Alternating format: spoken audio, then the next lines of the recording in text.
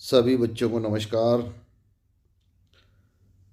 तो आज हम पिछले व्याख्यान में जहाँ बात खत्म हुई उसी से आगे चलते हैं। स्वर संधि हमारी पूरी हो गई है। स्वर संधि के 5 भेद हम पढ़ चुके हैं और आज हम शुरू करेंगे व्यंजन संधि। तो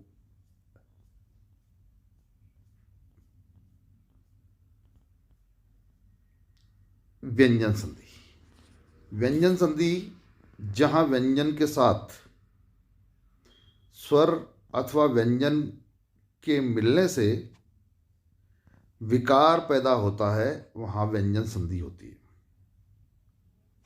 इस परिभाषा को जरा समझे। जहाँ व्यंजन के साथ का मतलब है कि संधि में 2 शब्दांश होते हैं। पहला शब्दांश दूसरे के साथ जुड़ता है तो पहले शब्दांश में या शब्द में अंत में व्यंजन होगा। सबसे अंत में व्यंजन होगा, वो पूरा होगा। आप कह सकते हैं साहब कि व्यंजन होगा तो व्यंजन में ए भी तो मिला हुआ, लेकिन नहीं। अभी यहाँ हम संधि पढ़ रहे हैं तो यहाँ ए का कोई स्वतंत्र अस्तित्व तो मानते हुए हम उसको स्वर नहीं मानेंगे, व्यंजन मानेंगे। तो व्यंजन होगा और वो भी आधा होगा, ये भी ध्यान रहे। और हलंत लगा हुआ होगा, यानी वहाँ पर स्वर होगा ही नहीं और उसके आगे वाले जो शब्दांश में या शब्द में या तो व्यंजन होगा या स्वर होगा। दोनों में से कोई भी आ सकता है। इसको जरा समझने के लिए एक उदाहरण दें। सत तय हलंत लगा हुआ है प्लस व्यवहार। सत में व्यंजन है, तय के हलंत लगा हुआ है, और व्यवहार तो यहाँ पर वै भी व्यंजन है, वो आधा है। तो इसके सहयोग से विकार उत्पन्न हो जाता है।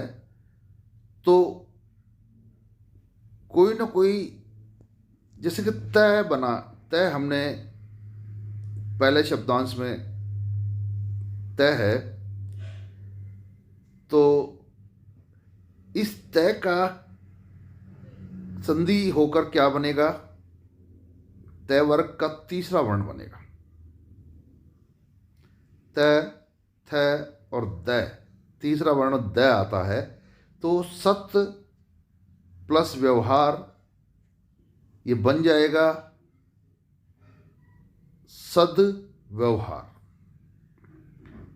ये नियम क से लेके प वर्ग तक के नियमों पर सब पे लागू होगा।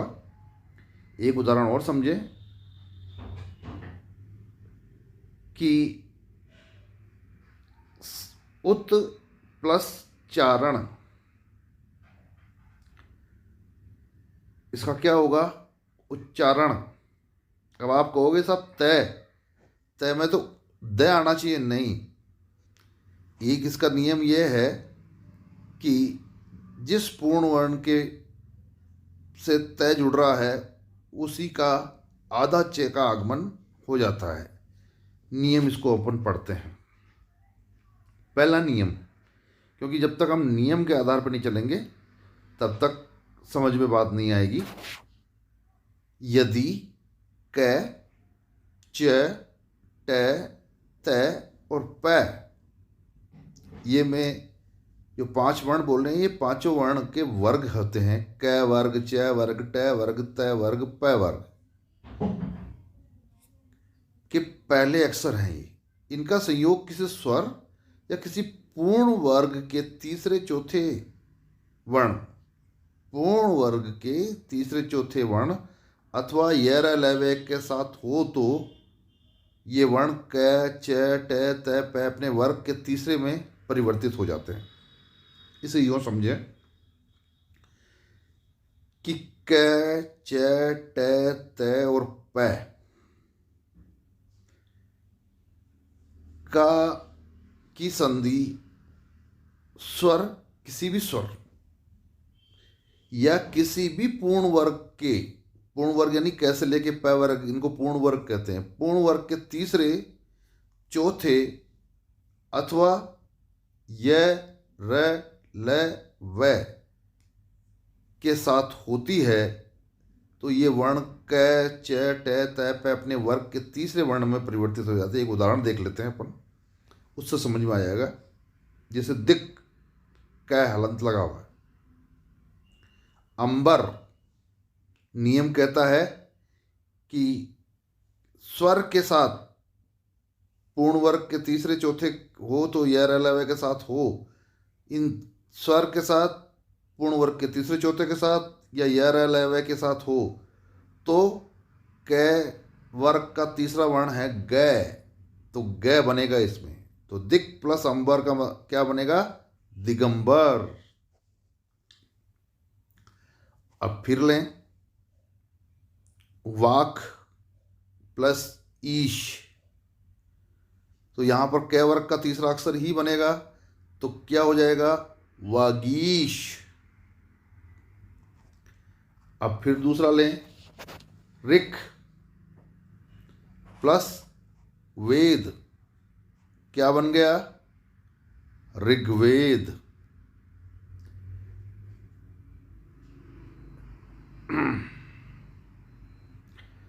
अब च का एक उदाहरण ले लेते हैं।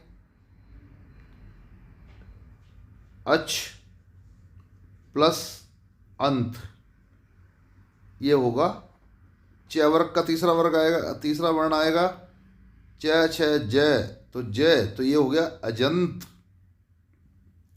अब एक ट का उदाहरण लें, शठ प्लस आनन, तो क्या हो जाएगा? ट वर्ग का तीसरा वर्ण आना है ट, ठ, ड, तो ये हो गया सडानन।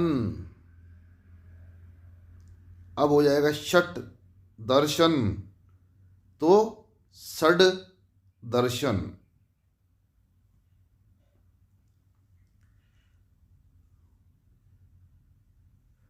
इसी तरह तय ले लेते हैं अपन, सत प्लस आनंद, तो क्या होगा? सदानंद। सत चित, सच्चित प्लस आनंद, सच्चितानंद। अब तय वर्ग ले लेते हैं अपन, एक तय का उदाहरण ले लेते हैं, सत प्लस गति, सदगति। ये बात आप लोगों को समझ में आ गई होगी कि कै से लेके प वर्ग, प के साथ कै, च, ज, नहीं, कै, च, ट, तय और प वर्णों का किसी स्वर या किसी पूर्ण वर्ग के तीसरे चौथे या य, र, ल, व के साथ संधि होती है तो वहाँ पर जिस वर्ण की संधि हो रही है, जैसे कै की हो रही है तो कै वर्ग का तीसरा, हर वर्ग का तीसरा वर्ण आ जाएगा। अब इसी तरह से एक लास्ट उदाहरण,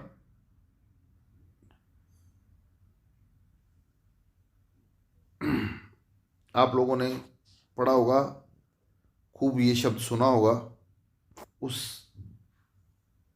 भगवत प्लस गीता, ये क्या हो गया?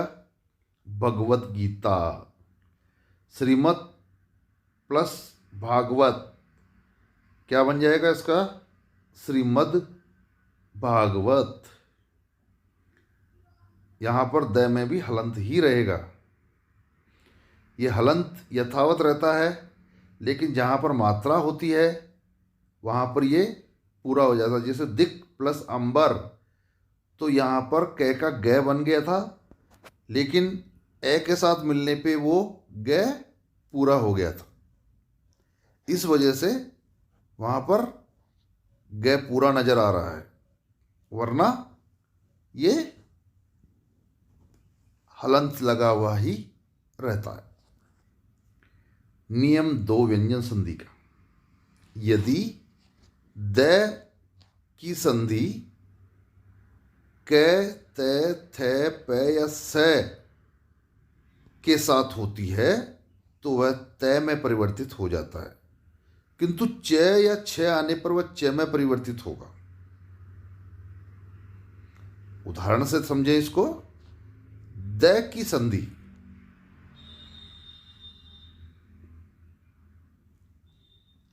द की संधि, अब इसको समझे क, त, थ, प या स, तो वह त में परिवर्तित हो जाता है, और किंतु च या छ आने पर वह च में परिवर्तित होगा।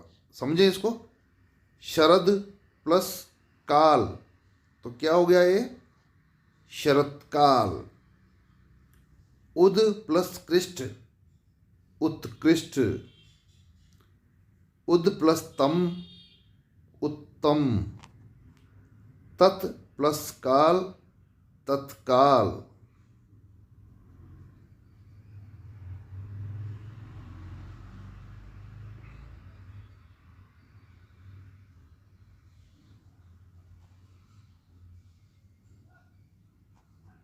और उद प्लस पन, उत्पन्न। उत प्लस चारण, उच्चारण। उद प्लस सव, उत्सव। तो वह तय में परिवर्तित हो गया ना, द उत्सव तय बन गया। तीसरा नियम समझे हम।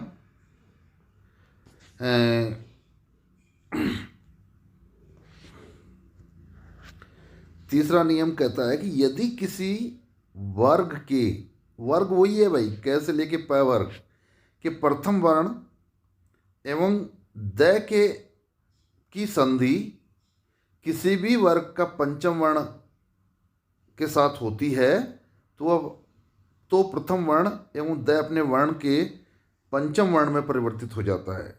इसको यूँ उदाहरण से समझें।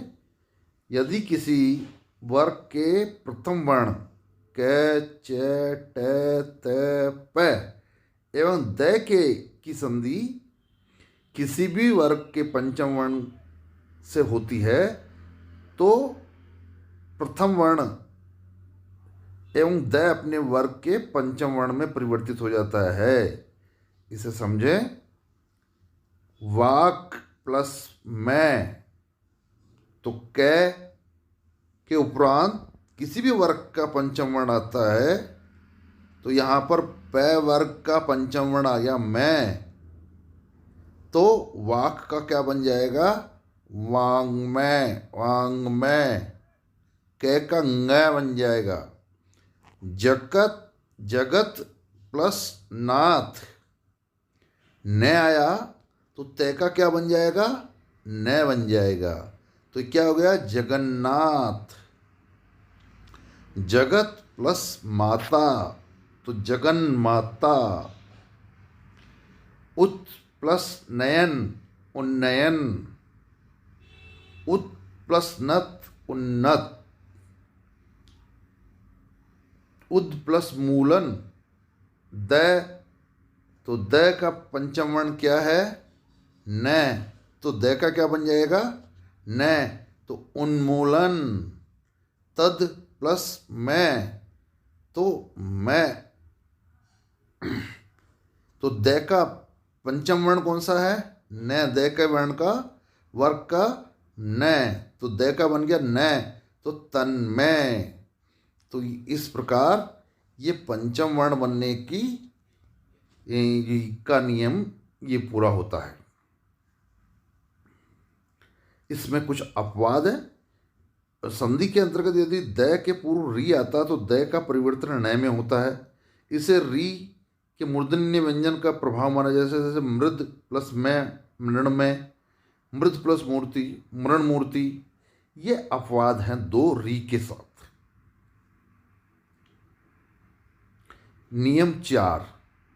अब नियम 4 के बारे में हम बात करें कि यदि मैं के उपरांत पांचों वर्ग का कोई, मैं के उपरांत का मतलब है कि मैं की संधि, मैं के साथ पांचों वर्गों का कोई भी व्यंजन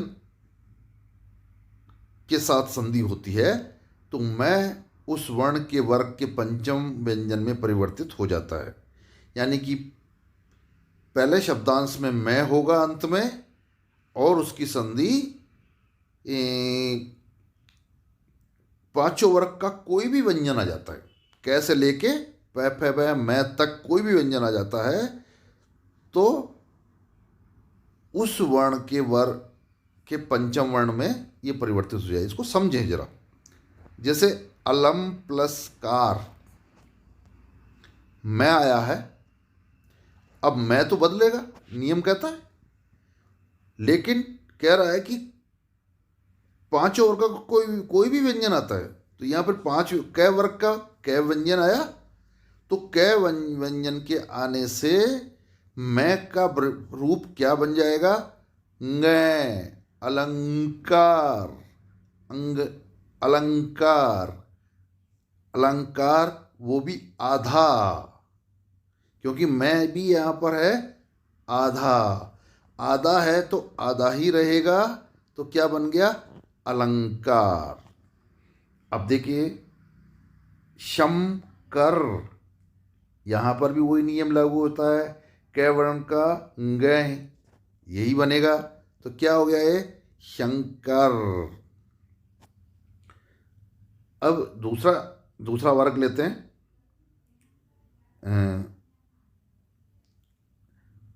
सम प्लस चालन, तो मैं का क्या बन जाएगा?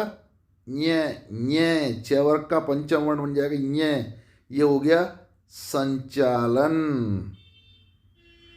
अब धनम प्लस जय, क्या हो गया इसका? धनजय। अब देखिए हम पढ़ रहे हैं संधि, तो संधि शब्द की भी हम करें, सम प्लस धी, इसको मैंने शुरुआत में भी बताया था, सम प्लस धी, तो क्या हो गया? संधि। मैं का रूप बन जाएगा ध, ध जिसमें का पंचम अक्षर है ध, त थ ध ध न, तो न आ गया आधा, तो हो गया संधि। सम प्लस न्यासी, अब नियम के अनुसार मैं क्या बनेगा? न वर्ग का पंचम वर्ण, न वर्ग का पंचम वर्ण नहीं होता है, तो इसलिए क्या हो गया? सन्यासी। सम प्लस यम, क्योंकि ये र ल व भी आना था, नियम में पहले ही ये बताया कि ये र ल व श स स त्र आदि आते हैं, तो मैं अनुस्वार में परिवर्तित हो जाता है या पंचम वर्ण में परिवर्तित हो जाता है। किंतु यदि वर्ण में ये र ल व श श आते हैं तो वहां पर पंचम वर्ण नहीं होगा, अनुस्वार हो जाएगा। अब देखें सम प्लस यम, तो ये तो कोई पूर्ण वर्ग है ही नहीं भाई, तब यहां पर क्या होगा? मैं का मैं अनुस्वार बन जाएगा, शुद्ध अनुस्वार बन जाएगा, जिसको हम स्वर में अंग कहते हैं ना, अंग, और अंग की जो बिंदी होती है ऊपर सिरोरेखा के ऊपर, वो लग जाएगा अनुस्वार। शम, सम प्लस यम का हो गया संयम। अब आगे चलें, स्वयं प्लस स्वयं प्लस वर, अब क्या बनेगा भाई? वह आया, वह भी पूर्ण वर्ग में नहीं आता है, तो यहां पर स्वयं वर, स्वयं वर, मैं का लोप होके यहां पर अनुस्वार बन जाएगा। अब सम प्लस वाद, तो यहां पर वही नियम लागू होगा, मैं का बन जाएगा अनुस्वार, संवाद। सम प्लस सार, ये तो क्या बन जाएगा इसका? संसार। सम प्लस हार, क्या बन जाएगा? संहार। एक बार हम इस नियम को पुनः दोहराते हैं, क्योंकि नियम को एक बार समझना और आवश्यक है। यदि मैं के बाद, देखिए मैं के बाद यानी कि मैं की के साथ संधि होती है, उसको कहेंगे कि मैं की संधि के बाद पांचों वर्गों का कोई भी व्यंजन के साथ संधि होती है तो मैं का रूप बन जाएगा उस आने वाले या जुड़ने वाले व्यंजन के का पंचम वर्ण बन जाता है। और अगर मैं की संधि य र ल व श है क्षेत्र ग आदि के साथ होती है तो मैं वहाँ पर अनुस्वार बन जाता है। तो अपने उदाहरणों में पूर्ण वर्ग के उदाहरण भी देखे थे और इस पूर्ण वर्गों से इतर जो व्यंजन है य र ल व श है क्षेत्र ज्ञ सारे के सारे ये देखे थे। तो इनके उदाहरण से भी हम समझा कि वहाँ पर वो अनुस्वार बन जाता है। इसलिए ये नियम बहुत महत्वपूर्ण है। ये पंचम वर्ण और अनुस्वार का नियम है। हिंदी में 3 चीज़ें हैं, पंचम वर्ण, अनुस्वार, आधा पंचम वर्ण, अनुस्वार और चंद्र बिंदु। ये तीनों की तीनों अलग अलग हैं। ज़्यादातर लोग इनको एक ही समझ